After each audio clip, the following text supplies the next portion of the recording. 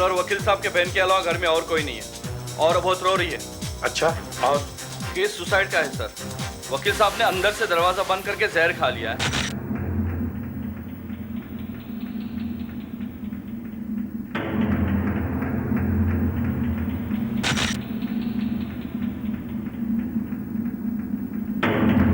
Doctor साहब, body को अच्छी तरह से चेक कीजिए। पल्स नहीं चल रही है। He is dead. बॉडी को देख के लगता है कि इनकी मौत रात को करीबन 8 और 9 के दरमियान हुई होगी।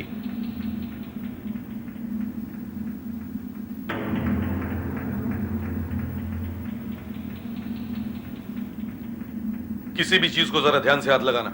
Yes sir. हो सकता है आत्महत्या का कोई नोट वगैरह हो।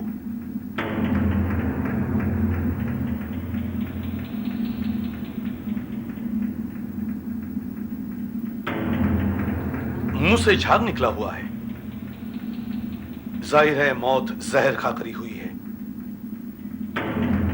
खा लिया या किसी ने खिला दिया? कुछ कह नहीं सकते। अगर जहर अपने आप खा लिया तो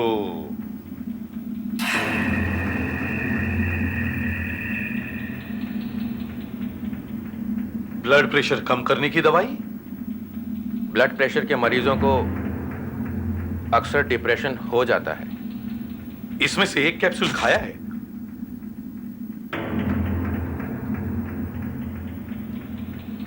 कुछ दवाइयां ऐसी भी होती हैं जो अगर इस दवाई के साथ खिला दी जाए तो आदमी मर भी सकता है।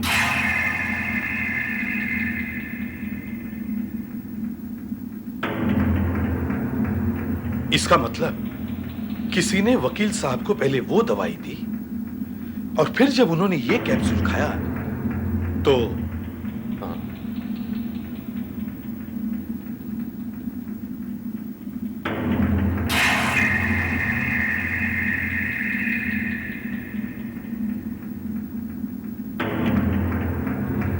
वकील साहब पाइप पी रहे थे।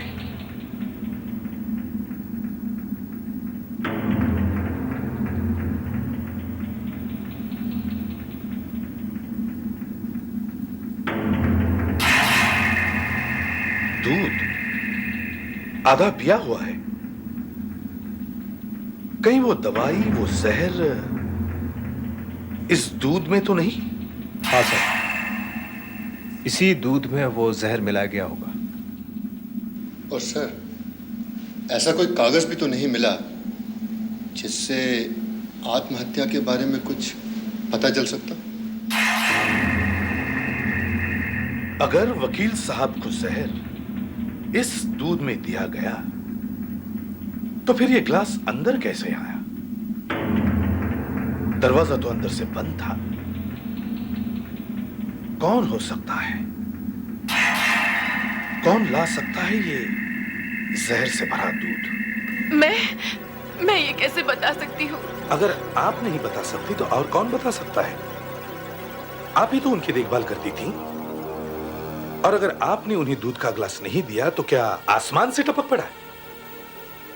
आपके भाई की मौत जहर खाने से हुई है। अब जहर कहां से आया ये तो हम कह नहीं सकते, मगर दूध भाई साहब तो दूध पीते ही नहीं थे। दूध पीते ही नहीं थे? कमरा अंदर से बंद है, दूध का गिलास आधा खाली है। फिर गिलास अंदर लाने वाला कौन? दूध पीने वाला कौन? हे भगवान, ये सब क्या हो गया? अब मेरा क्या होगा? होना क्या है, सारी जायदाद मिलेगी और क्या। रहने दो ना सरोज, तुम भी। क्यों रहने दो जी? तुम चुप रहो। पिछले 15 साल से हम इस फ्लैट में रहते हैं। एक दिन भी ऐसा ना गया हो जिस दिन इस औरत ने अपने भाई से झगड़ा ना किया हो जायदाद के लिए। नींद हराम कर दी हमारी। वकील साहब आपके पड़ोसी थे, इस तरह की बातें कर रही हैं आप उनके लिए? देखिए, वकील साहब को आखिरी बार जिंदा देखने वालों में सिर्फ आप ही हैं। और तो कोई घर में आया ही नहीं। आई थी। आई थी? कौन? वही चुड़ैल राधा। कहने को तो वो मेरी बहन की लड़की है, मगर उसे भतीजी कहने में भी शर्म आती है। क्यों? जब देखो जायदाद के लिए झगड़ा करती थी, झूठ बोलती है वो। कल आप वहां से कितने बजे निकली थी? रात 8 बजे के करीब। और वकील साहब की मौत करीब 8:30 के आसपास हुई थी। क्या कहना चाहते हैं आप? वकील साहब की टेबल पर हमें एक दूध का ग्लास और ये कैप्सूल्स मिले हैं। दूध का ग्लास? लेकिन दूध का ग्लास तो वहां कोई था ही नहीं। था ही नहीं? तो फिर वकील साहब को दूध किसने दिया? 1 मिनट। जब मैं अंकल से मिलकर वापस जा रही थी तो किचन में मैंने वकील साहब की बहन को देखा। क्या चाहिए? कुछ नहीं, अंकल ने ये कप किचन में रखने को कहा था। ओहो, बड़ी सेवा हो रही है अंकल की। तू क्या समझती है अंकल तुझे मेवा देंगे? एक फूटी कौड़ी भी नहीं आएगी तेरे हाथ, समझी? इस बात का फैसला अंकल करने वाले हैं, बहुत जल्द ही। अंकल क्या फैसला करेंगे? उनका तो एक पांव वैसे ही कब्र में लटका हुआ है। और फिर ये मेरी जिंदगी का भी सवाल है। मैं सच कह रही हूँ इंस्पेक्टर साहब, मैंने उसे अपनी आंखों से दूध में कुछ मिलाते हुए देखा था। उसने दूध में जरूर जहर मिलाया होगा। मगर क्यों? उसने ये नहीं सोचा कि सबसे पहले वो ही पकड़ी जाएगी? आखिर घर में और है ही कौन? रही बात दूध में जहर की, वो तो केमिकल लेबोरेटरी की रिपोर्ट ही बता सकती है। बारफिट टेस्ट किया है, दूध में शक्कर है। बस? नहीं, एक और टेस्ट करना बाकी है। देखिए, ये सॉल्यूशन हमने उस दूध से तैयार किया है। अगर दूध में जहर है तो इस सॉल्यूशन की 3 या 4 बूंदें मिलाने पर भी इसका रंग नहीं बदलेगा। जी हां, 3 या 4 बूंदें। अगर रंग बदला तो जहर नहीं है।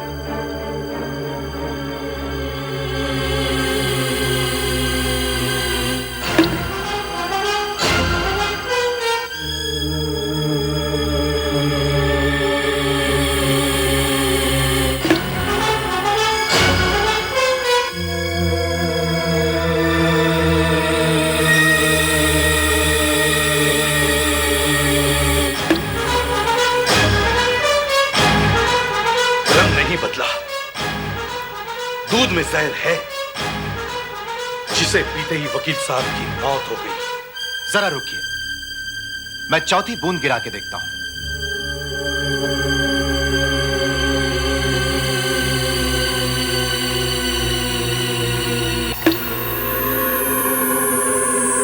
ओह नो, रंग बदल गया। दूध में जहर नहीं है। जी नहीं है। यह कैसे हो सकता है? वकील साहब के मुंह से तो झाग निकल रहा था। मौत जहर खाकर ही हुई है। इसमें कोई शक नहीं कि वकील साहब की मौत जहर खाकर ही हुई है। यह तो मुझे उनकी लाश देखने के बाद ही पता चल गया था। उनके मुंह से जो कड़वे बादाम की बू आ रही थी, वो सिर्फ साइनाइड खाने के बाद ही आती है। साइनाइड? हाँ, cyanide, king of the poisons. उसे हम जहरों का राजा कहते हैं।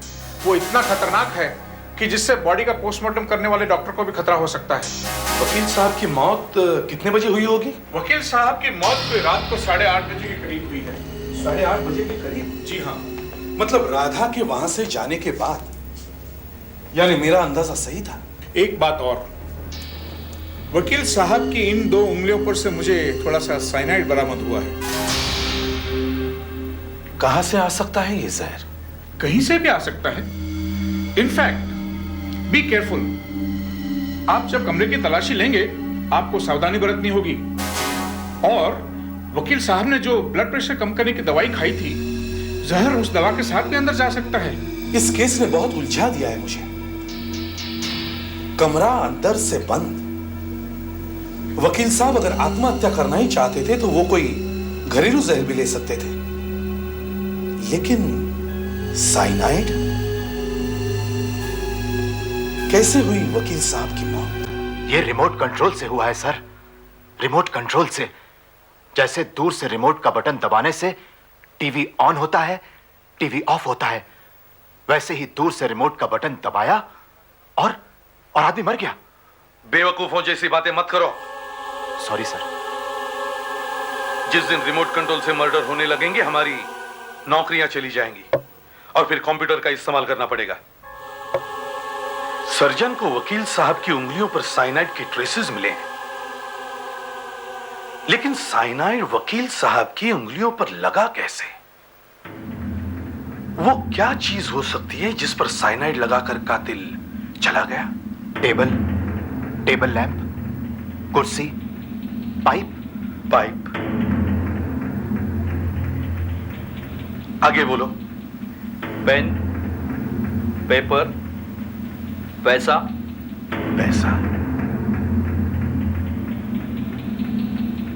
आगे बोलो। Ashtray, telephone, glass. Yes, glass. हमें फौरन केमिकल लैब जाना चाहिए। अगर इस ग्लास पर कहीं भी साइनाइड लगा हुआ है तो वो इस गैस के लगाने पर अपने आप साफ साफ दिखाई देगा।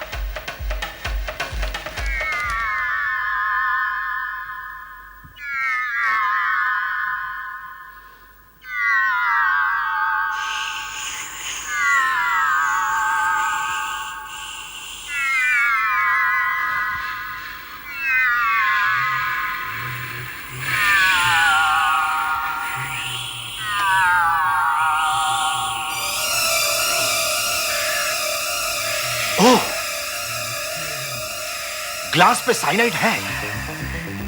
ग्लास पे साइनाइड ठीक फिंगरप्रिंट्स के ऊपर।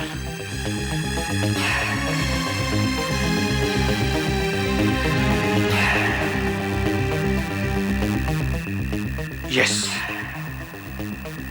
फिंगरप्रिंट्स की रिपोर्ट में लिखा था कि इस ग्लास के ऊपर वकील साहब के अलावा उनकी बहन के फिंगरप्रिंट्स भी मौजूद हैं। वकील साहब की बहन को अरेस्ट करो। मैं भगवान की कसम खा के कहती हूँ, मैंने भाई को जहर नहीं दिया है।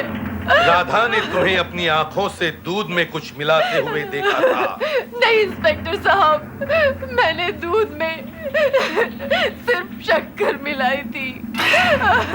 वकील साहब की मौत का फायदा आपको और राधा को ही हो सकता है। तो फिर आप उसे क्यों नहीं पकड़ते? मैं अपने भाई को क्यों मारूंगी? वही तो मैं सोच रहा हूँ कि वकील साहब का ज्यादा से ज्यादा पैसा आपको और आपकी बेटी को मिलने वाला था, तो फिर इतनी जल्दी क्या पड़ी थी वकील साहब को खत्म करने की? लेकिन मैंने तो आपको बताया था, भाई साहब ने गोवा वाली जमीन बहुत पहले ही मेरी बेटी के नाम कर दी थी। मगर राधा बार बार वकील साहब के पास आने लगी और फिर आपको इस बात का एहसास होने लगा कि कहीं वकील साहब वो जमीन आपकी बेटी के बजाय अब राधा को न दे दे। इससे बड़ा और क्या कारण हो सकता है वकील साहब को मार डालने का? मैं आपको बताती हूँ। उस दिन जिस दिन भाई साहब की मौत हुई, राधा जब भाई साहब के कमरे से मेरे पास किचन में आई। ओहो, आप क्या समझती हैं? अंकल को दूध का एक ग्लास देकर उनकी देखभाल कर रही हैं आप? मैं कम से कम इतना तो कर रही हूँ, तुम तो इतना भी नहीं करती। बस मेहमानों की तरह आती हो और भाई साहब के कान भर के चली जाती हो। दूध का ग्लास तो कमरे तक कोई भी पहुंचा सकता है। अगर इतना ही भारी लगता है आपको तो लाओ, मुझे दो, मैं पहुंचा देती हूँ अंकल को दूध। रहने दो। अगर इतनी ही परवाह होती भाई साहब की तो उन्हें किसी अच्छी हॉस्पिटल में भर्ती करके उनका चेकअप करा देती। मैं जैसी भी हूँ ठीक हूँ। ये जितनी अकड़ है ना तेरी, जल्दी ही दूर हो जाएगी। याद रखना, जायदाद की एक फूटी कौड़ी भी तेरे हाथ नहीं लगेगी। मैं सच कहती हूँ इंस्पेक्टर साहब। आपको अच्छी तरह से याद है उसने ग्लास अपनी चुन्नी से ही पकड़ा था?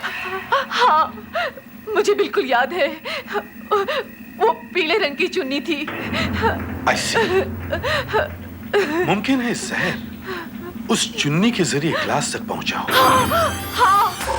कहां से साइनाइड वकील साहब के शरीर के अंदर गया? अगर चुन्नी पर साइनाइड लगा होता तो राधा खुद मर सकती थी, और फिर ग्लास के बाहर लगा साइनाइड शरीर के अंदर कैसे पहुंचा? साइनाइड ग्लास से हाथ पर, हाथ से मुंह में, या फिर किसी और चीज से हाथ पर, हाथ से ग्लास पर, ग्लास से मुंह में। मगर वो चीज क्या हो सकती है जिससे साइनाइड आया? हमें फिर से वकील साहब के कमरे की तलाशी लेनी होगी, तभी पता चल सकता है कि कातिल कौन है। देखिए, मास्क और ग्लव्स का इस्तेमाल तो आपको करना ही पड़ेगा। मेरे पास ये सॉल्यूशन है। अगर आपको किसी भी चीज पर शक है तो इस सॉल्यूशन को उस पर लगाने पर हमें यह मालूम पड़ जाएगा कि उस पर साइनाइड है या नहीं। फिर भी डॉक्टर साहब, आप कुछ एंटीडोट तैयार रखिए, कुछ दवाई तैयार रखिए। साइनाइड इंसान को बचने के लिए बहुत कम वक्त देता है। Precaution is the only antidote, और यह बात आपको अपने ऑफिसर्स को समझानी होगी। सब लोग सावधान रहिएगा भाई। राजन। Yes sir. शिंदे, देसाई, देसाई कहाँ? देसाई, देसाई, देसाई, देसाई, यहां क्या कर रहे हो तुम? चलिए आप भी बाहर जाइए। देसाई, देसाई, देसाई, देसाई, देसाई,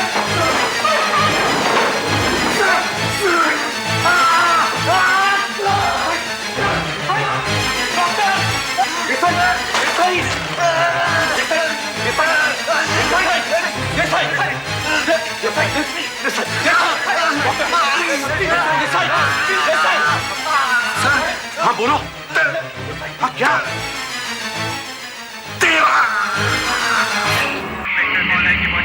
इंस्पेक्टर देसाई की बॉडी पोस्टमार्टम के लिए ले जा रहे हैं सर। हाँ, बड़े साहब हैं यहाँ।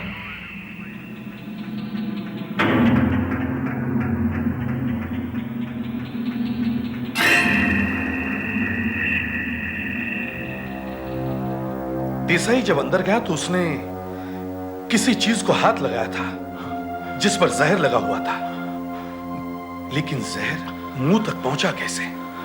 मैंने पहले ही कहा था सर। सर, यहां इस कमरे में कोई रिमोट कंट्रोल से खून कर रहा है सर। सर, मैं इस कमरे में नहीं जाऊंगा सर। सर, आप चाहे मुझे नौकरी से निकाल दीजिए, मैं इस कमरे में नहीं जाऊंगा सर। Control yourself. मुझे पता है कमरे में जाना बहुत खतरनाक है, और अगर इतना ही डर था तो फिर पुलिस की नौकरी क्यों करते हो? आप कुछ भी कहें सर। सर, मैं इस कमरे में नहीं जाऊंगा। मेरे छोटे छोटे बाल बच्चे हैं सर। सर, मैं इस कमरे में नहीं जाऊंगा sir. Get out, get out. क्या हमारे बीवी बच्चे नहीं है? क्या इन लोगों के बीवी बच्चे नहीं है? क्या देसाई के बाल बच्चे नहीं है? I'm sorry, sir. I'm sorry. It's all right.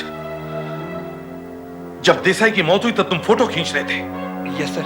तो तुमने देखा देसाई के हाथ में क्या था? वो क्या कर रहा था? उसने किस चीज को हाथ लगाया था? पता नहीं सर। मैं जब अंदर था तब देसाई की पीठ मेरी तरफ थी। लेकिन मैंने 2 फोटो जरूर निकाली सर। जब मैंने देसाई की फोटो खींची थी वो बुक शेल्फ के पास ही खड़े थे। ये देखिए सर, वो बुक शेल्फ के पास ही खड़े हैं। उनके हाथ में किताब है। क्या तुम किताब का नाम पढ़ सकते हो? नहीं सर। अच्छा, इसे और बढ़ा दो। Yes sir.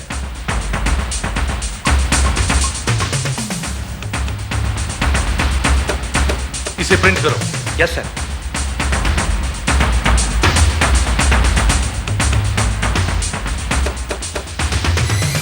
एक सुई। ये देखो देसाई का हाथ कहां पर है? उसका हाथ मुंह के पास है। Yes sir. इसे भी प्रिंट करो।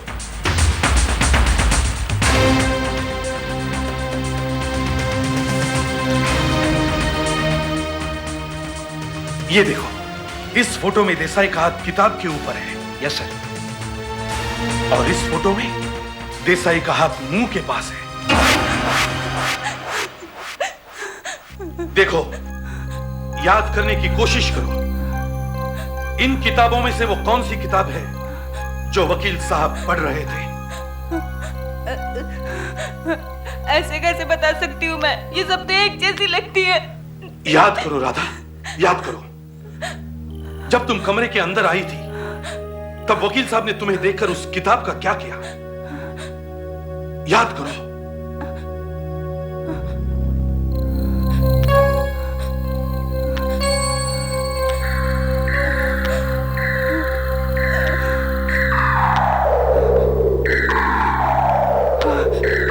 याद आया।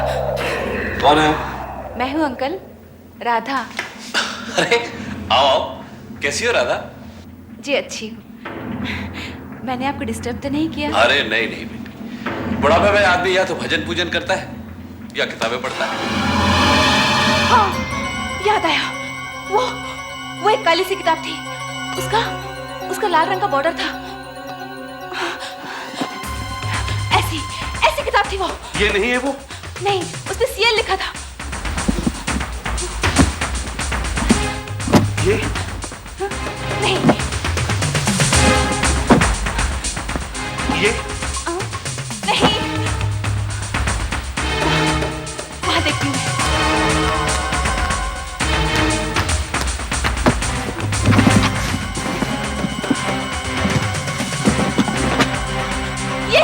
ये है वो किताब। ये हुई काम की बात। इस किताब के हर पन्ने की ठीक से जांच करो। आप चाहें तो बाहर जाकर बैठ सकती हैं। जी।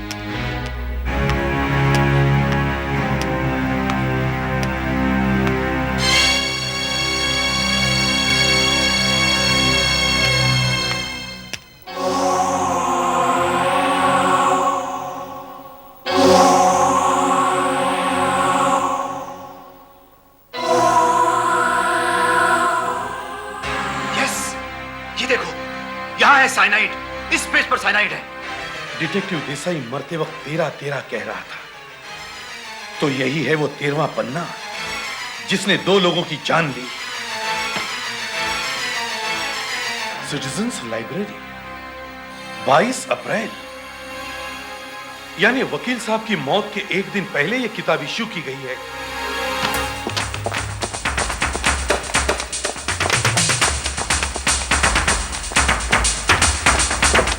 इस किताब को पहचानते हो? जी। जरा बाहर आइए। मैं? जी हाँ, आइए बाहर।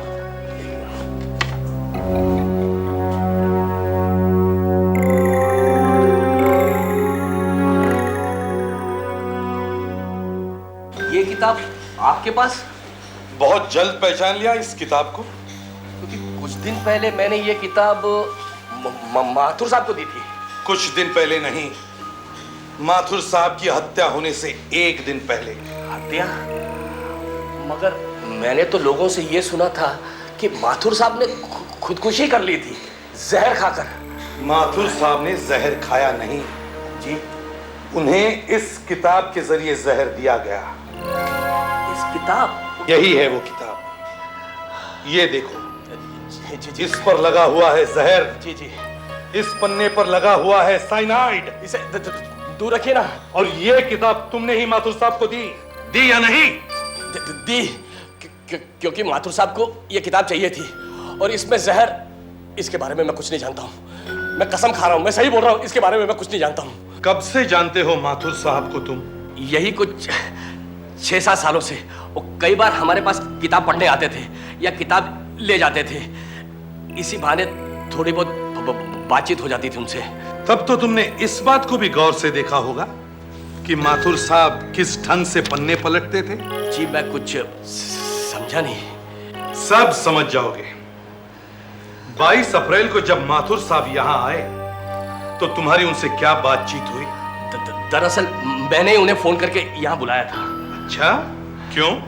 क्योंकि वो इस किताब के लिए कई बार यहाँ आए थे, और मैंने उनसे वादा किया था कि जैसे ये किताब मुझे मिल जाएगी मैं आपको फोन कर दूंगा। और जैसे ही ये किताब तुम्हारे पास आई, तुमने माथुर साहब को यहाँ बुला लिया। जी। माथुर साहब से पहले ये किताब किसके पास थी? किसके पास थी? किसके पास थी? याद आया, माथुर साहब के पहले ये किताब हाई कोर्ट के वकील जगताप सिंह के पास थी। लाइब्रेरी की किसी एक घटिया क्लार्क ने आपको क्या बता दिया कि किताब मेरे पास थी और बिना सोचे समझे आप मेरे पास चले आए? हम आप पर कोई इल्जाम नहीं लगा रहे वकील साहब, हम तो सिर्फ पूछताछ करने आए हैं। पूछताछ बदमाशों की जाती है, समझे आप मुझे कानून मत सिखाइए। पिछले 20 साल की प्रैक्टिस है मेरी। इस शहर का एक जाना माना क्रिमिनल लॉयर हूं मैं। माथुर खुद मेरी इज्जत करता था। अच्छा, तो माथुर साहब को आप जानते थे? हाँ, हालांकि कोर्ट में तो हम एक दूसरे के दुश्मन हुआ करते थे, लेकिन बाहर तो अच्छे दोस्त थे। झूठ बोलता है। अरे कोर्ट के बाहर भी दोनों दुश्मन थे। ये तुम कैसे जानते हो? अब उस किताब को ही ले लीजिए। जो किताब जगताप ने पढ़ी थी वही किताब माथुर को भी चाहिए थी। अब मैं क्या बताऊं, उस दिन लाइब्रेरी में दोनों इस तरह लड़ रहे थे। बहुत गुमान है ना तुझे खुद पर? साफ सामने आ जाएगा। जो सबूत इतने दिनों से तू छुपाए फिर रहा है ना, वो मुझे मिल गया। मुझे नहीं मालूम माथुर किस सबूत की बात कर रहा था। माथुर साहब के पहले ये किताब आपके पास थी। इस किताब की कुछ पन्नों पर साइनाइड लगा हुआ मिला है। साहब, ये किताब तो मैंने लौटा दी थी। हो सकता है वो क्लर्क आपसे झूठ बोल रहा हो। आप उसी से क्यों नहीं पूछते मेरे किताब लौटाने के बाद उसने क्या किया? मैंने फौरन माथुर साहब को फोन करके बता दिया। उस वक्त कुछ 12:30 बजे थे। क्या कहा माथुर साहब ने? माथुर साहब ने कहा कि मैं थोड़ी देर में आता हूं। मैंने कहा अभी मत आइए, आप लंच के बाद 2 बजे आइए। लंच करने के लिए तुम कहां जाते हो? सर, मैं नीचे के होटल में जाता हूं। लंच टाइम में लाइब्रेरी में कौन रहता है? सर, यहाँ पे तो कोई नहीं रहता। हम लोग ताला लगा के चले जाते हैं। और चाबी किसके पास होती है? चाबी तो मेरे पास होती है साहब। अच्छा, तो चाबी तुम्हारे पास थी? जी। क्या माथुर साहब ठीक 2 बजे यहां आए थे? जी नहीं, माथुर साहब कुछ 3:30 बजे के करीब आए। लंच करके तुम कितने बजे वापस लौटे? मैं 2 बजे आ गया था क्योंकि लाइब्रेरी खोलनी थी साहब। अच्छा, तो तुम 2 बजे आए, माथुर साहब 3:30 बजे। उस बीच लाइब्रेरी में कोई लोग थे कुछ 10-12 लोग साहब। उस दरमियान लाइब्रेरी छोड़कर तुम कहीं गए थे? जी कहीं नहीं गया साहब। बाथरूम भी नहीं? बाथरूम गया था पर बहुत जल्दी वापस आ गया था।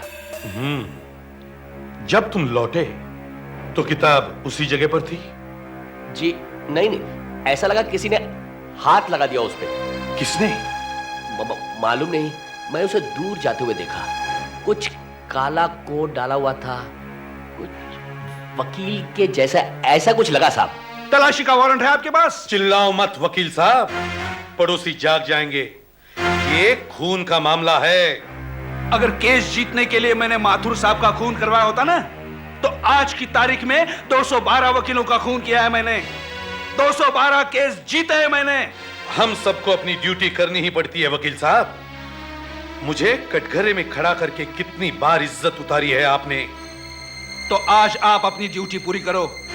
मैं आपसे शर्त लगाने के लिए तैयार हूं। क्या? अगर इस घर में से मेरे खिलाफ आपको एक भी सबूत मिला तो मैं वकालत छोड़ दूंगा। और नहीं मिला तो तुम पुलिस की नौकरी छोड़ देना। मैं फिजूल में केस नहीं लड़ता। इस बार जीतना मुश्किल है वकील साहब। माथुर ने भी एक बार यही कहा था। उसने मेरे एक मुवक्किल को सजा दिलवाई थी। हमने अपील की। हम अपील जीतने ही वाले थे और उस माथुर का सारा घमंड मैं मिट्टी में मिला के रख देता।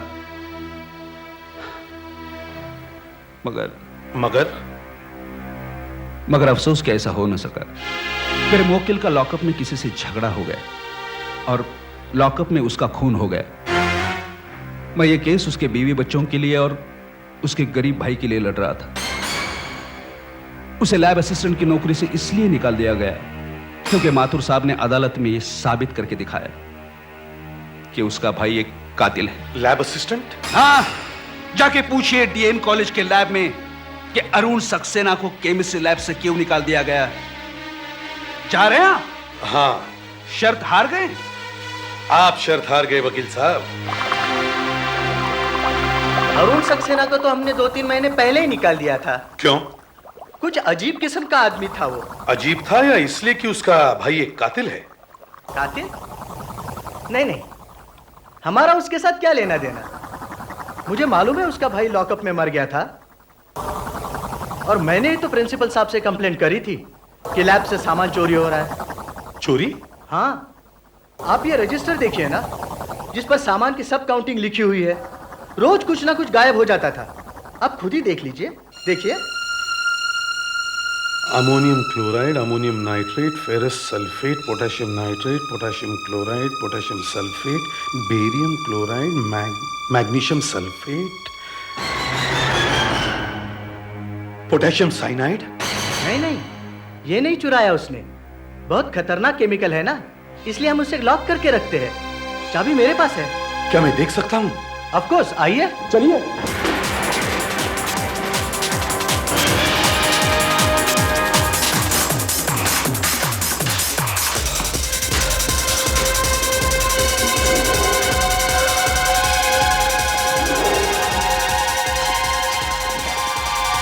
साइनाइड गायब।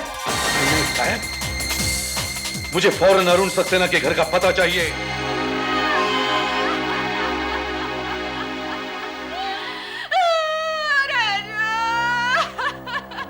किसी ने राजू को मार डाला, किसी ने मेरे राजू को मार डाला।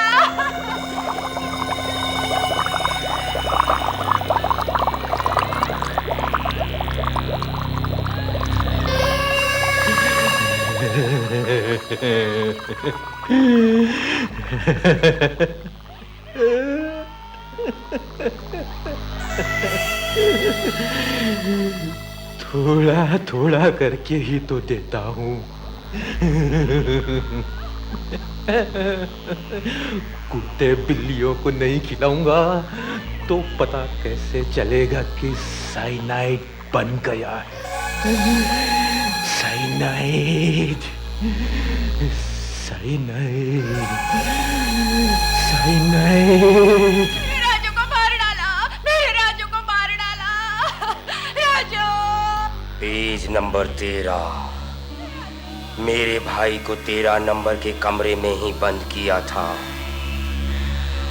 13 नंबर पेज पर ही वो कानून लिखा हुआ था। मेरा भाई बच न सका, लॉकअप में मौत। और अब वापस पेज नंबर 13। लाइब्रेरियन, तूने मेरे बारे में पुलिस को बताया। अब तू मरेगा। अब 13 नंबर है। दूध में जहर मिला के मार डाला। साइनाइड। रूम नंबर 12 कहाँ है? वहां पे।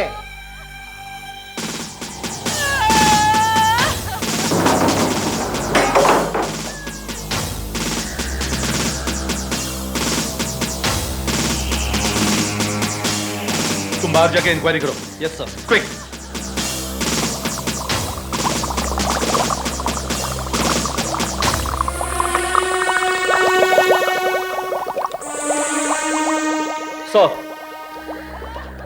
सर, बाजू वाली औरत ने उसे जाते हुए देखा था। उसके हाथ में किताब भी थी। आज कोई नजर नहीं आ रहा है? कोई दिखाई नहीं दे रहा है? तुम यहाँ पर हमेशा तभी आते हो जब यहाँ पर कोई नहीं होता। तभी तो मजा आता है। आज सिर्फ तुम और मैं। मतलब ये किताब वापस ले लो। और लेकिन ये किताब हमारी लाइब्रेरी की नहीं है। अच्छा मजाक कर लेते हैं आप। कोई बात नहीं, अगर ऐसा है तो ये किताब मैं अपने घर ले जाता हूँ। अरे हाँ, एक बात बताइए, आप किताब पर लाइब्रेरी की मोहर कहाँ लगाते हैं? अब पहले पन्ने पर और आखिरी पन्ने पर। तो इतने सारे पन्नों पर क्यों लगा दी? इतने सारे? हाँ, 8, 9, 10, 11, 12, 13 सभी पन्नों पे लगा दी।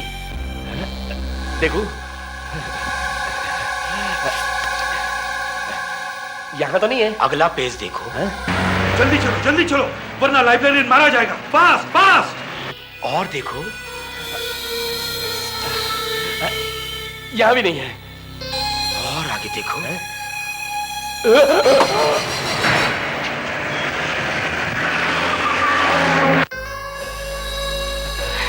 क्या हुआ? देखो, 8 में भी नहीं है। पेज नंबर 9 देखो।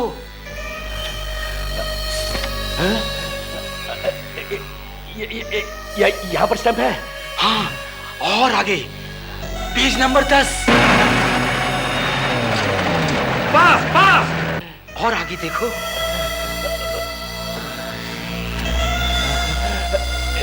और आगे अगला पेज देखो। 12 में भी है। क्या है कि मुझे पेज नंबर 13 बहुत पसंद है। हाँ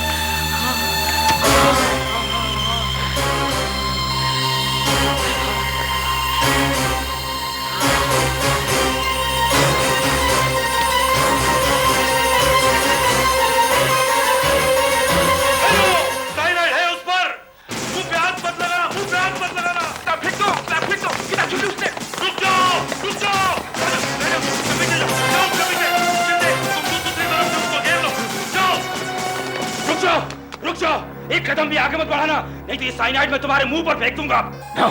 अगर इसकी एक बूंद भी तुम्हारी आंख या मुंह में गई तो तुम फिर कभी जिंदगी में ऊपर वाले का नाम नहीं ले पाओगे। रुक जाओ। समझदारी इसी में है कि तुम अपने आप को हमारे हवाले कर दो। नहीं करूंगा हवाले, मैं अपने आप को नहीं करूंगा। मुझे अपने भाई की तरह सलाखों के पीछे नहीं मरना है। हट जाओ, रुको, हट जाओ। मत जाने देना, मत जाने देना।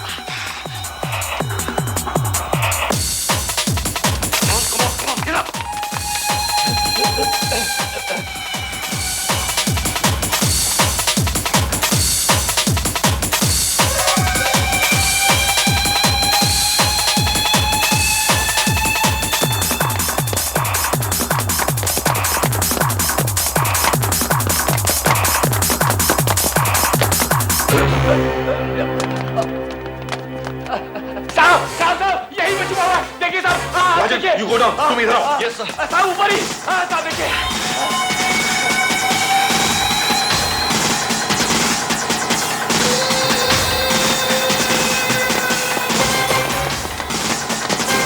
ऊपर ही छुपा हुआ है. आप देखिए ऊपर ही छुपा हुआ है. देखिए साहब. आप देखिए ऊपर ही है. ये आया. आगे नहीं आना. पेज नंबर 13 खा जाऊंगा. आगे नहीं आना. आगे नहीं आ जाऊंगा. खुद को संभालो अरुण सक्सेना. खुद को संभालो. अपने आप को हमारे हवाले कर दो. नहीं करूंगा. हट जाओ. आ जाऊंगा. कभी हाथ नहीं आऊंगा. ऐसा मत करो तुम. हट जाओ. ये लाइब्रेरी की किताब है. हाथ बंद कर दो.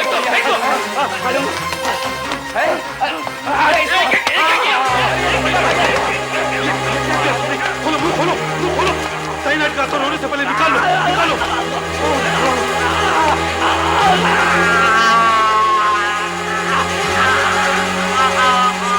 Number 54 reporting.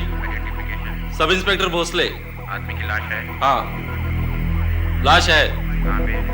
गली में ही पड़ी है. उसकी उम्र? करीब 24-25 साल का होगा. आसपास कोई हथियार है? नहीं, कोई हथियार नहीं है. क्या गोली मारी है? नहीं, शायद चाकू से मारा है. आसपास कोई लैंडमार्क? ये रेलवे लाइन के पास ही है. क्राइम ब्रांच सीआईडी ऑफिसर आ रहे हैं? हाँ साहब, आने वाले हैं.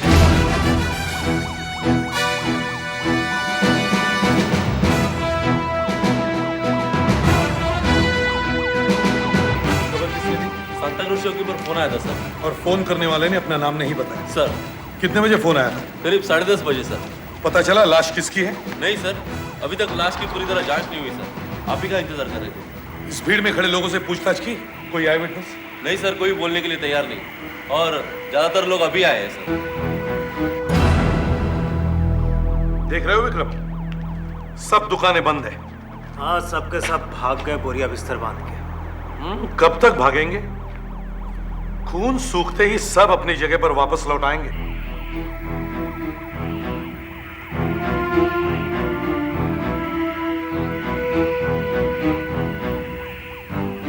जूते काफी महंगे हैं. लड़का किसी अच्छे घर का लगता है. तो फिर इस एरिया में क्या कर रहा था? सर मैं इस एरिया से अच्छी तरह से वाकिफ हूँ. यहाँ पे अक्सर बड़े घर के लड़के ड्रग्स खरीदने आते हैं सर. इसकी पीठ पर किसी नुकीली चीज से 4-5 बार वार किया गया है सर. घाव काफी छोटे हैं. मतलब औजार पतला और नुकीला था, बटन नाइफ जैसा. सर इसकी उंगलियों पे कुछ निशान है. दस्तानों के लगते हैं, जैसे स्कूटर या मोटरसाइकिल वाले पहनते हैं. बॉडी टर्न करो.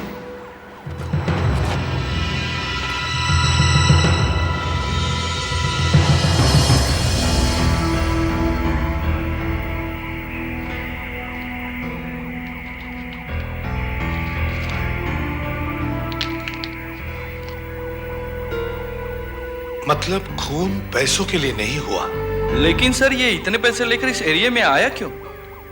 हो सकता है खूनी ने इसे यहाँ बुलाया हो। जब तक हमें यह पता नहीं चलता कि ये कौन है, हमें इन सवालों का जवाब नहीं मिलेगा।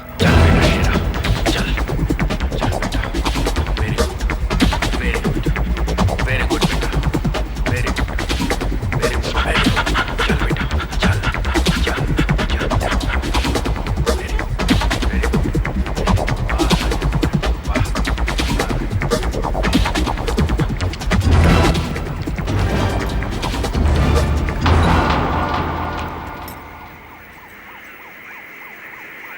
चाबी साहब।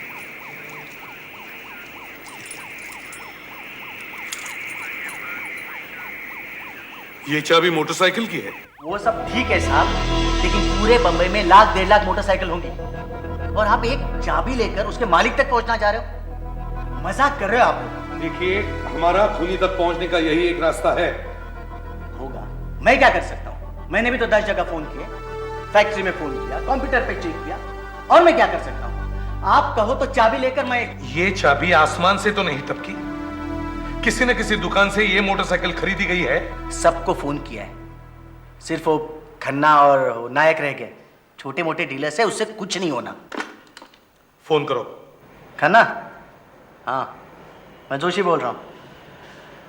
अरे एक चाबी का नंबर दे रहा हूँ, देख वो मोटरसाइकिल तेरे यहां से बिकी है क्या? हाँ, G403। हाँ ठीक है, देखा ना, उसके यहां से नहीं बिकी है। नायक को फोन करो।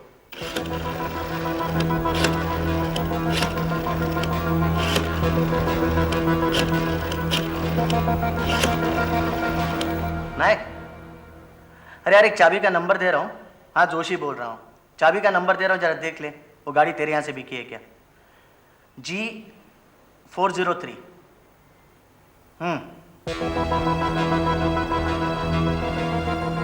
हाँ पुलिस केस है यार। क्या तेरे यहां से गई है? एड्रेस दे। अमर गुप्ता, 16 पाली हिल।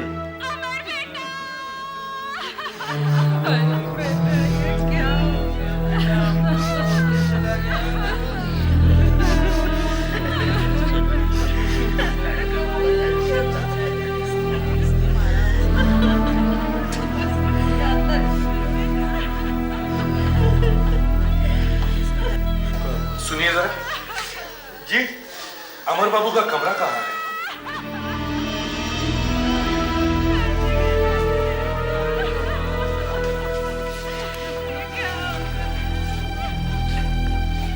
बाबा भैया का यही कमरा था साहब।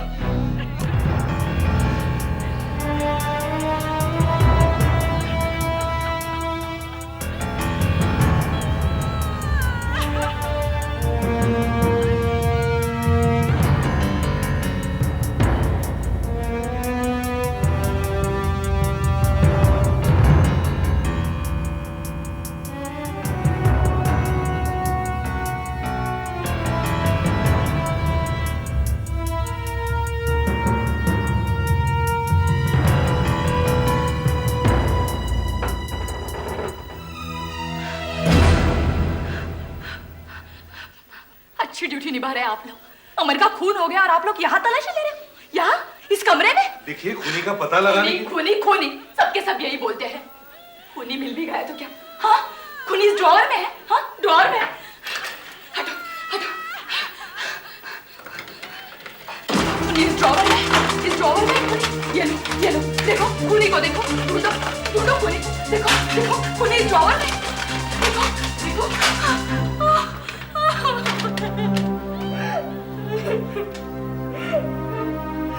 लगता है अमर को म्यूजिक का बहुत शौक था। म्यूजिक? नहीं, इन कैसेटों में म्यूजिक नहीं है। इन कैसेटों में तरह तरह की आवाजें जो अमर अलग अलग जगहों से रिकॉर्ड करके लाता था। आवाजें? मैं कुछ समझा नहीं। कौन समझ सका अमर को? कोई नहीं, हम भी नहीं।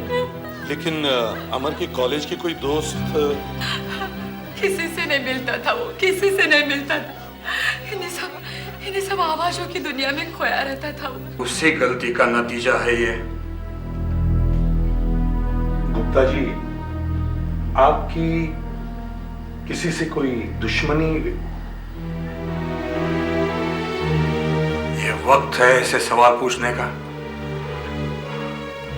हम सब होशो हवास खो बैठे हैं और आप ऐसे सवाल पूछ रहे हैं। देखिए गुप्ता जी, तहकीकात को आगे बढ़ाने के लिए हमारा यहाँ आना बहुत जरूरी था। क्या तहकीकात करेंगे आप? क्या है यहाँ? ये टेप्स, अगर आपकी इजाजत हो तो हम इन्हें ले जाना चाहते हैं। ले जाओ, ले जाओ, ले जाओ। अरे मारी बात सांभर, डिगना है तो पानी में कूदी मारनी पड़ेगी ना भाई। अरे तैरना भी तो आना चाहिए ना भाई। अरे नहीं नहीं नहीं, वो बात नहीं, मेरी बात समझने की कोशिश कर खजूर। 19 जनवरी जू विले पार्ले बस स्टॉप। देखिए, हर रिकॉर्डिंग के आखिरी में वो बताता है कि उसने रिकॉर्डिंग कहां पे की है।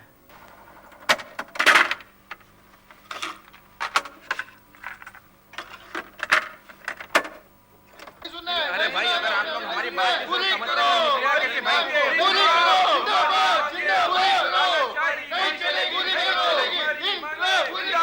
22 अगस्त सनमिल कंपाउंड परेल।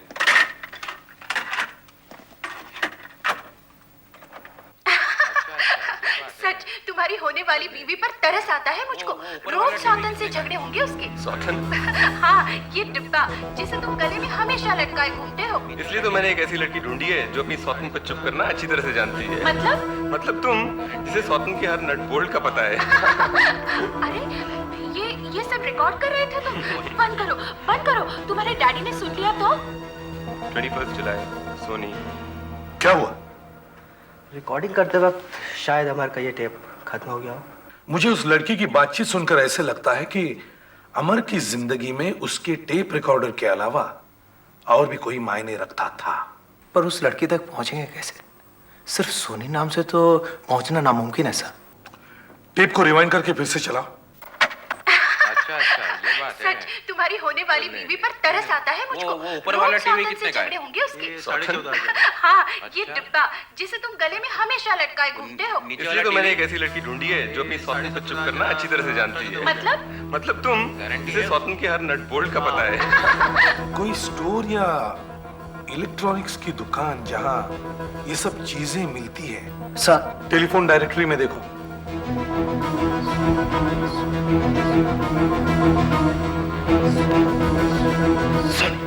मिल गया सर, सोनी मोनी अंधेरी वेस्ट। सर, वो लड़की अंदर है। Come on.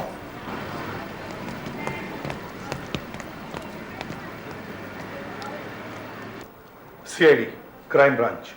Crime branch? क्या हो गया? जरा एनी को बुलाइए। एनी? एनी?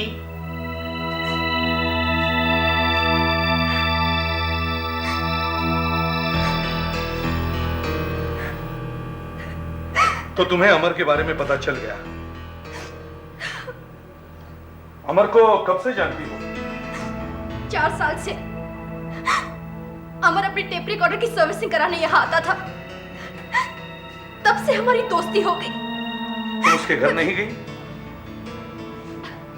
नहीं। क्यों? अमर की डैडी को ये पसंद नहीं था। क्यों? इसलिए क्योंकि मेरे डैडी एक मामूली गैरेज चलाते हैं और अमर की डैडी एक सक्सेसफुल बिजनेसमैन है। क्या उन्होंने ऐसा कहा? नहीं, लेकिन अमर मुझे उनसे मिलाने एक दिन घर ले गया। उन्होंने तुम्हारी बेइज्जती की? एक तो वो सुबह से रो रही है, कुछ पूछता हूँ वो बताती नहीं, और ऊपर से आप लोग ये चक्कर क्या है? क्या तुम्हारे डैडी को तुम्हारे और अमर के बारे में पता था? नहीं, पर बाद में पता चल गया। कैसे? अमर की डैडी एक दिन पापा के गैरेज पर आए। क्या कहा उन्होंने? वो पता नहीं, लेकिन पापा उस दिन बहुत गुस्से में घर लौटे और अमर ने मुझसे कहा कि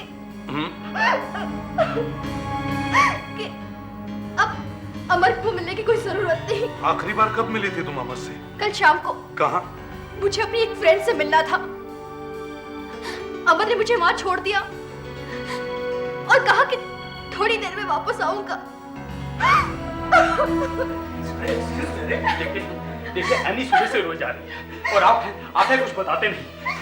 ये चक्कर क्या है? देखिए खून का इन्वेस्टिगेशन हो रहा है, ये बेहतर ये होगा कि आप हमें अकेला छोड़ दें।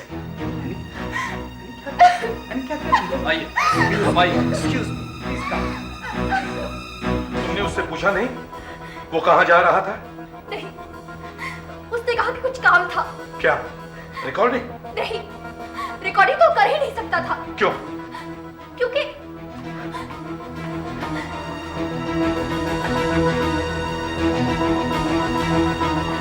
ये अमर का वॉकमैन 3 दिन पहले वो सर्विसिंग कराने के लिए यहाँ दे गया था। तो फिर अमर वहां गया क्यों? मैं ये तो नहीं बता सकता, मगर एक बात जरूर है कि अमर के ब्लड के अंदर ड्रग्स के कोई ट्रेसेस नहीं है। अच्छा, हो सकता है किसी और के लिए वो ड्रग्स खरीदने गया हो। मैंने इस बात के ऊपर भी गौर किया और इसी वजह से मैंने उसकी उंगलियों के नाखून के नीचे से सफाई करके देखा और वहां भी मुझे ड्रग्स से कोई ट्रेसेस नहीं मिले। मगर एक बात है, उसके स्टमक में से शराब की हल्की सी बू आ रही थी। मतलब ये कि मरने के करीब आधे घंटे पहले अमर ने या तो बियर या कोई हल्की सी शराब पी होगी और उसी के साथ मूंगफलियां यानी कि सिंग दाने खाए होंगे। अगर अमर वहां ड्रग्स खरीदने नहीं गया हो और ना ही वो वहां रिकॉर्डिंग करने गया, तो फिर उस गली में वो गया ही क्यों?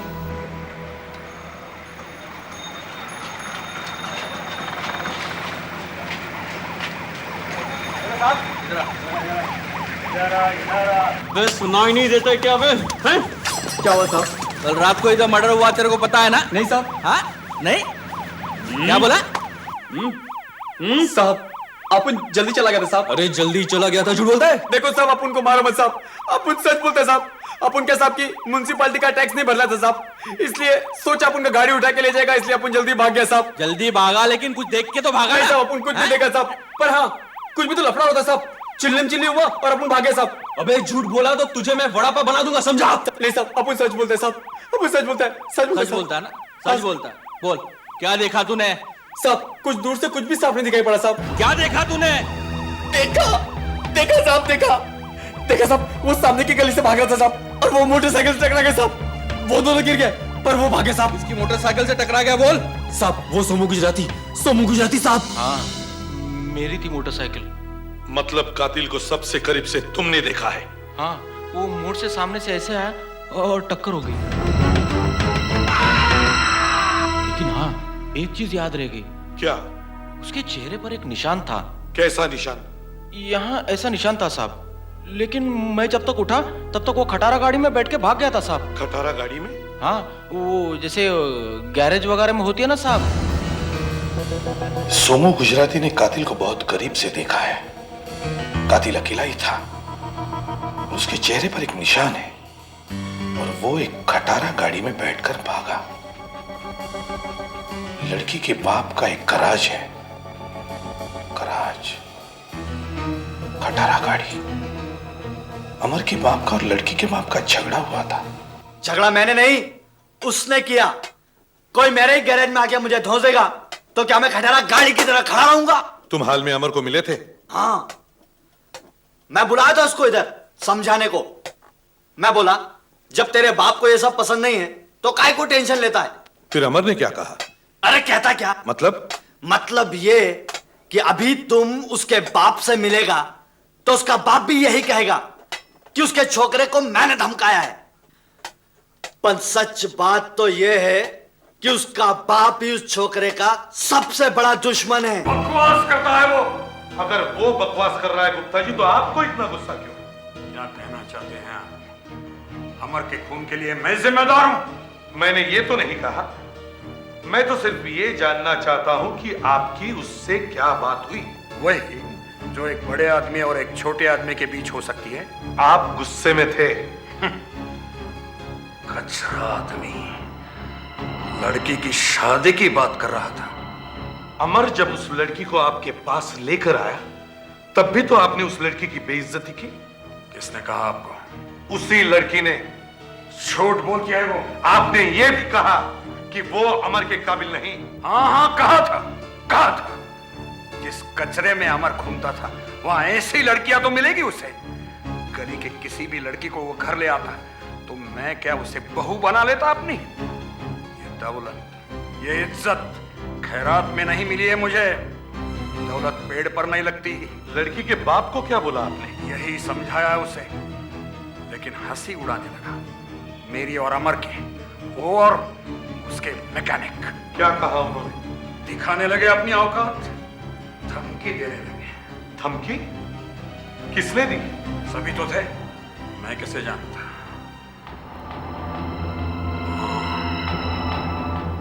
एक लड़का था, जरूरत से ज्यादा बोलता था। कौन था? मालूम नहीं। मैं जब गाड़ी में बैठने गया तो मेरे पास आया और बोला, अपने लड़के को समझा नहीं तो मार डालूंगा उसे। जहां पे लड़के की लाश मिली थी वहीं एक बम मिला।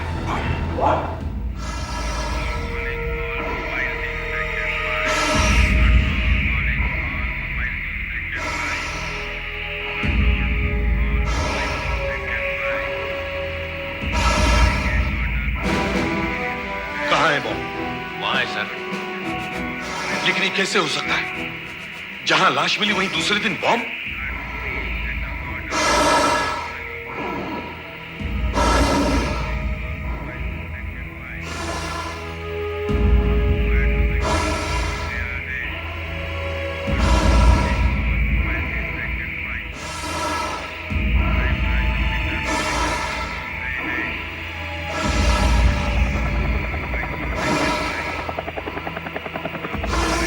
बॉम्ब है वहां पर? जैसा कुछ दिखता है सर। आप आगे बढ़ जाइए सर। खतरा है सर। प्लीज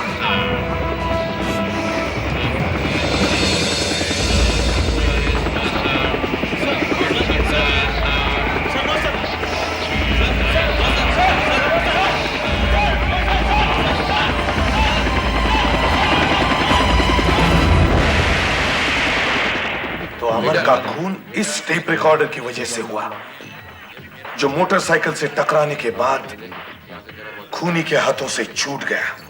सर, इस म्यूजिक में और भी आवाजें आ रही हैं? नहीं। इसमें से एक हल्की सी आवाज भी हमें खूनी तक पहुंचा सकती है। पीछे जो बातचीत चल रही है वो अपने काम की है, उसे निकालने की कोशिश करो। कोशिश करता हूँ सर, लेकिन ऑर्केस्ट्रा का शोर इतना ज्यादा है कि मुश्किल लगता है।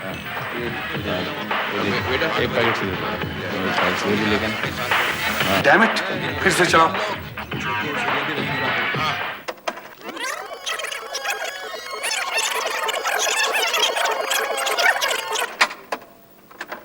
देख, ये सेठ का काम नहीं है, ये मेरा काम है। पैसा भी ज्यादा दूंगा इस बार।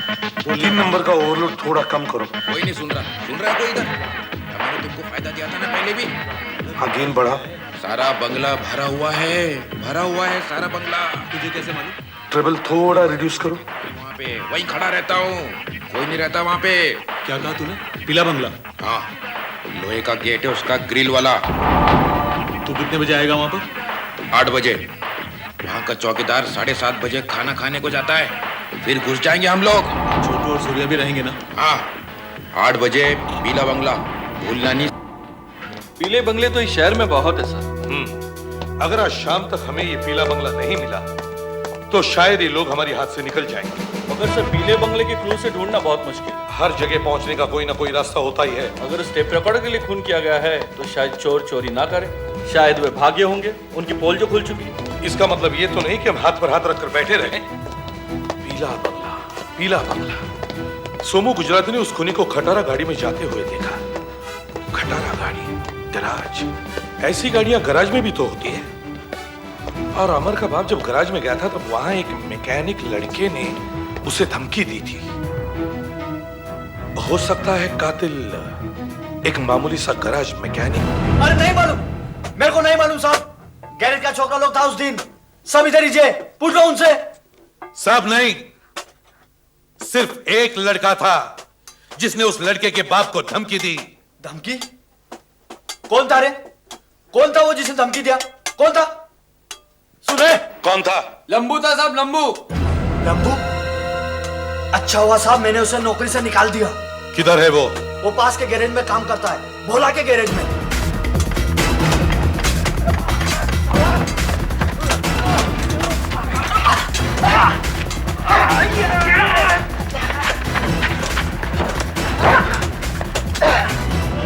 अपनी गैरेज के मालिक के लड़की पे लाइन मारता है तू, हाँ? लाइन मारता तू? कौन बोला साहब? कभी नहीं साहब, कभी नहीं। हाँ, कभी नहीं। सूरत देखो आशिक की। नहीं साहब। अमर को जानता है तू? कौन अमर साहब? मैं किसी अमर को नहीं जानता साहब। किसी अमर को नहीं जानता? नहीं साहब। उसका मर्डर हुआ है। मर्डर? हाँ, वो पहुंच गया ऊपर। हाँ? और तू कहता है तू उसे जानता नहीं है? साहब मैं कभी किसी को हाथ तक नहीं लगाया हूँ साहब, मैं सिर्फ चोरी करता हूँ साहब। चोरी करता है तू? हाँ साहब। अच्छा, चोरी भी करता है तू? सिर्फ चोरी करता हूँ साहब। चोरी करता है? हाँ साहब। दादागिरी करता है? धमकी देता है? नहीं साहब, मैं किसी को धमकी नहीं दिया हूँ साहब। भोसले। यस सर, आइए।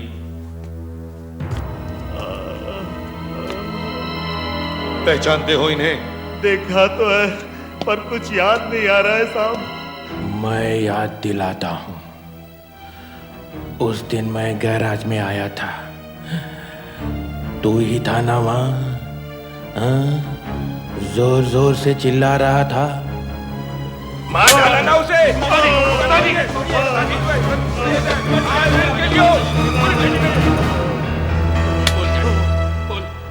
हाँ साहब, वो अपने सेठ का कुछ लफड़ा हुआ था साहब, उसी गहमा गहमी में कुछ बोल गया था साहब। हाँ, तूने तो ये कहा कि तू अमर को मार डालने वाला है। नहीं साहब, मैंने ऐसा कुछ नहीं बोला था साहब। विक्रम, टेप चलाओ। टेप साहब? कैसा टेप साहब? क्या कहा तूने? पीला बंगला? हाँ, लोहे का गेट है उसका, ग्रिल वाला। तू कितने बजे आएगा वहां पर? 8 बजे। क्यों? चौकीदार 7:30। पहचानते हो अपनी आवाज को? या वो भी याद नहीं? साहब मैं आपको बोला ना कि अपन का चोरी का प्लान था साहब। कहाँ बैठे थे तुम? सांता क्रूज के उधर किसी बार में बैठा था साहब। और कौन कौन थे तुम्हारे साथ? छोटू, सूर्या और बबन थे। बबन ने अपना चोरी का प्लान बताया। हम लोग बहुत पी चुके थे साहब, बहुत पी ली थी। अचानक हम लोगों ने देखा कि बाजू वाली टेबल पर एक लड़का बैठा है, उसके हाथ में एक टेप रिकॉर्डर था, उसने कान पे भी कुछ लगा रखा था साहब। हम लोगों को लगा कि वो गाने सुन रहा होगा, बाद में हम समझे कि वो हम लोगों की आवाजें रिकॉर्ड कर रहा था साहब। ये सब देखकर बबन का दिमाग घूम गया साहब। उस लड़के का नाम अमर था और उसका खून हो चुका है, ये मुझे बिल्कुल नहीं मालूम था साहब। थोड़ी देर बाद वो लड़का उठकर चला गया और बबन भी उसके पीछे पीछे चला गया साहब। उसके चेहरे पर एक दाग है? हाँ साहब है।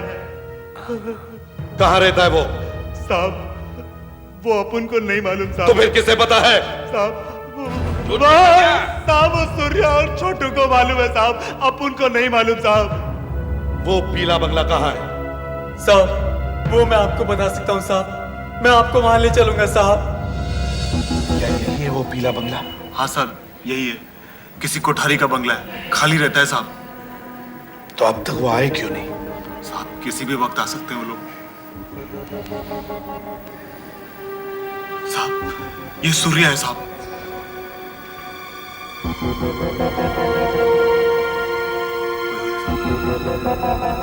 साहब यही है सूर्या और छोटू।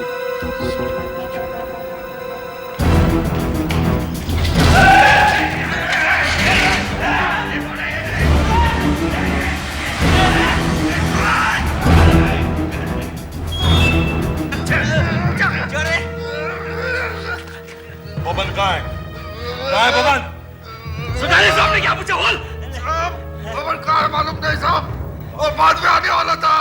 कुत्ते मवे, घर के मालिक कोठारी को टेलीफोन करो। इंस्पेक्टर, पुलिस का यहाँ फोन? कहिए कहिए। कोठारी साहब, आपके मड वाले बंगले के बाहर कुछ लोगों को पकड़ा है। वो शायद चोरी करने वाले थे। बेहतर होगा आप पुलिस स्टेशन आकर रिपोर्ट लिखवा दें। चोरी करने वाले थे की तो नहीं ना? नहीं सर, हमने उन्हें बंगले के बाहर ही पकड़ लिया। वैसे घर के अंदर घुस भी जाते तो भी कुछ मिलता नहीं उनको। लेकिन आप लोग जिस तरह से अलर्ट रहे ना, सचमुच काबिले तारीफ है। Thank you sir. Well done, well done. Sir आपको पुलिस स्टेशन आना होगा। नहीं देखिए, पुलिस स्टेशन आना मेरे लिए मुमकिन नहीं है।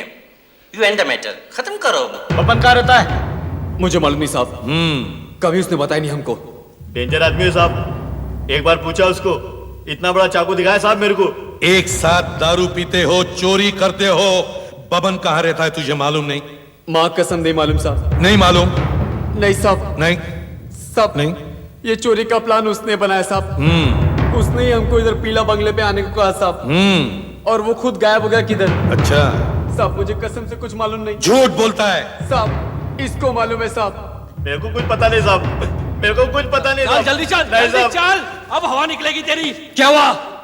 अग्रवाल के केस में फिर से पकड़ा गया, लेकिन कुछ बोलता नहीं। इसको यहाँ पर क्यों लेकर आए तुम? अरेस्ट क्यों किया इसको? इसको तो वहीं खत्म कर देना चाहिए था। I'll shoot you.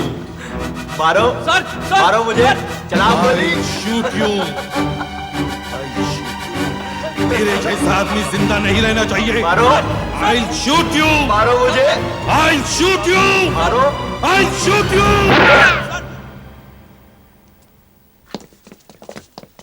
खड़े मुंह क्या देख रहे हो?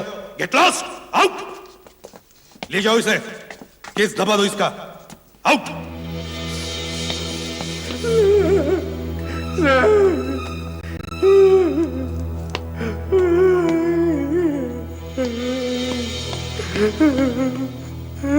बबन कहाँ रहता है? साहब, मुझे सब कुछ मालूम है साहब, मैं आपको सब कुछ बताता हूँ। सुबह से सर में बहुत दर्द है, सुबह से चाय पीने का टाइम ही नहीं मिला यार। ए सुन, बब्बन को जानता है? बब्बन? बब्बन सेठ बोलो साहब। क्यों? आजकल तो बड़ी बड़ी गाड़ी में घूमता है वो। अच्छा, अभी किधर मिलेगा? मालूम नहीं, लेकिन कल शाम मैंने उसे नीली गाड़ी में जाते देखा। सर यही वो नीली गाड़ी जिसमें बबन भाग गया था। क्या बबन किसी के डर से भाग गया सर? खूनी को किसका डर?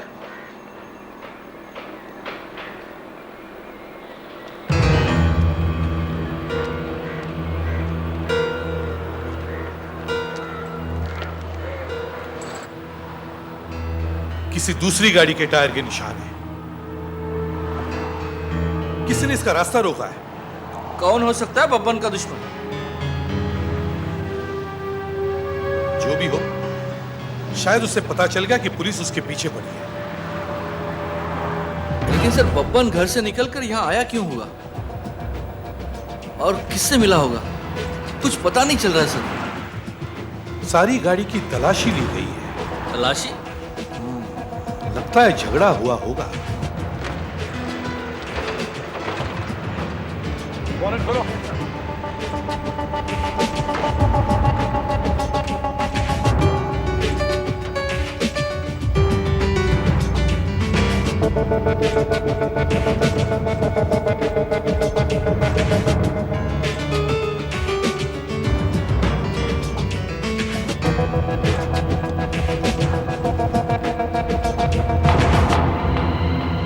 जरा इधर आओ, पकड़ो।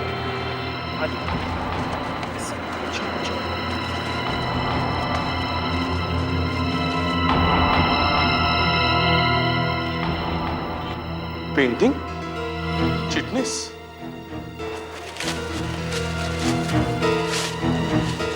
ये तो मशहूर पेंटर चिटनेस की पेंटिंग है। ये तस्वीर तो मेरी है, लेकिन उस खूनी से मेरा... यही तो हम सोच रहे चिटनेस साहब कि उस खूनी से आपका क्या वास्ता है। देखिए, मैंने इस पेंटिंग को कुछ 4 साल पहले बेच दी थी। किसे? शायद कोई आर्ट कलेक्टर था, मुझे ठीक से याद नहीं आ रहा है। ठीक से याद नहीं तो याद करने की कोशिश कीजिए चिटनेस साहब। देखिए, बहुत मुश्किल है, लेकिन एक तरीका है जिससे ये पता चल सकता है कि मैंने ये तस्वीर किसको दी। क्या?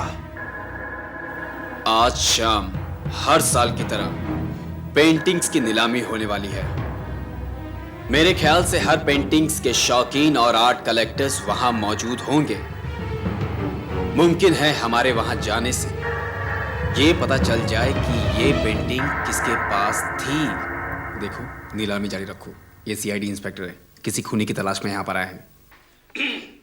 दोस्तों, इससे पहले कि मैं आगे बढ़ूं, let me share this good news. मेरे करीब खड़े इस बेहतरीन चित्रकार से तो आप परिचित होंगे। ये है चिटनिस साहब, और चिटनिस साहब आज हमारे लिए अपनी मनपसंद तस्वीर लेकर हाजिर हुए हैं। Ladies and gentleman, let me show you. लेकिन दोस्तों, इससे पहले कि इस तस्वीर से पर्दा हटे, मैं इस तस्वीर की तारीफ में 2 शब्द कहना चाहूंगा। आप सोचते होंगे कि मैं कौन? मैं आप जैसा कलाकार या कोई आर्ट कलेक्टर नहीं। मैं एक सीआईडी ऑफिसर हूं। एक खून के केस के सिलसिले में मेरी और चिटनिस साहब की मुलाकात हुई, और जब मैंने ये किस्सा चिटनिस साहब को सुनाया, तब चिटनिस साहब ने घर से लेकर यहां तक के सफर में गाड़ी में बैठकर उस खूनी की तस्वीर बनाई। आपकी तरह मैंने भी इस तस्वीर को नहीं देखा मैंने इस तस्वीर को, लेकिन इस तस्वीर का हुलिया शायद यहां मौजूद किसी एक शख्स से मिलता है।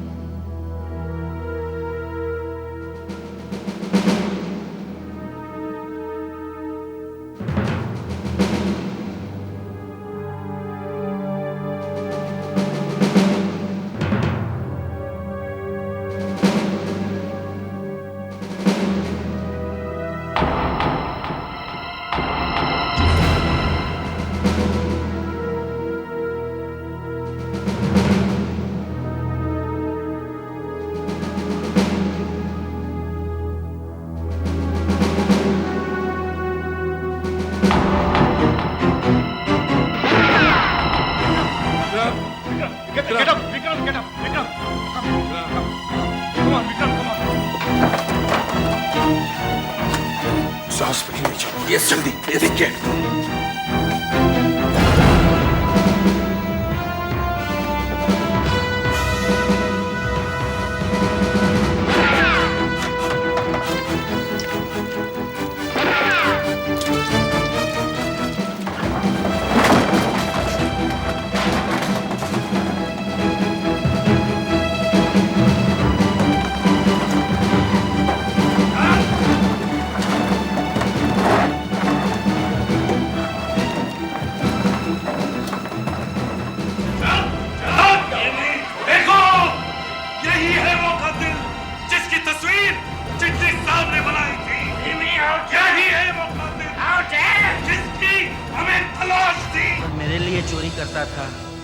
कैसी चोरी?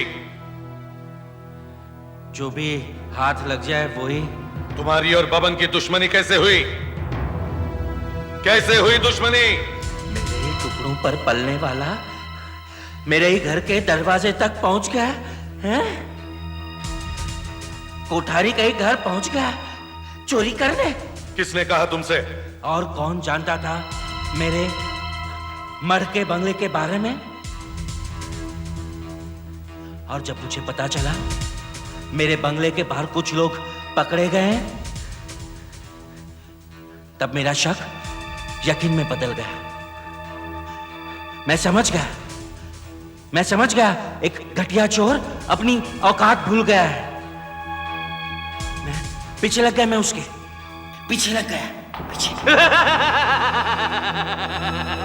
भाग रहा था माल लेकर भाग रहा था तू? नहीं क्या साले हैं? तुझे क्या लगता है इतना आसान है माल लेकर भाग जाना? निकल बाहर, माल मेरा खाएगा तू।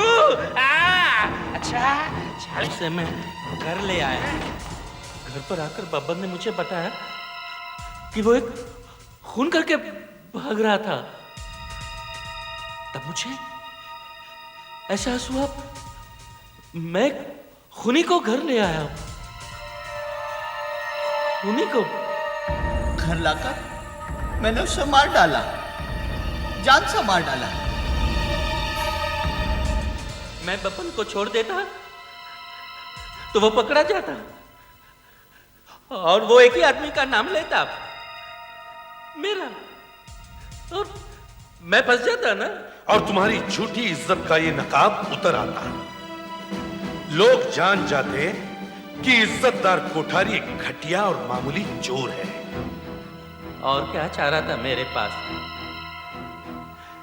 इससे पहले कि मैं बबन की लाश को ठिकाने लगा देता, सीआईडी ने तुम्हें ठिकाने लगा दिया। सीआईडी के और भी मजेदार और सस्पेंस से जुड़े एपिसोड्स को देखने के लिए हमारे चैनल को सब्सक्राइब करें और बेल आइकॉन दबाना ना भूलें।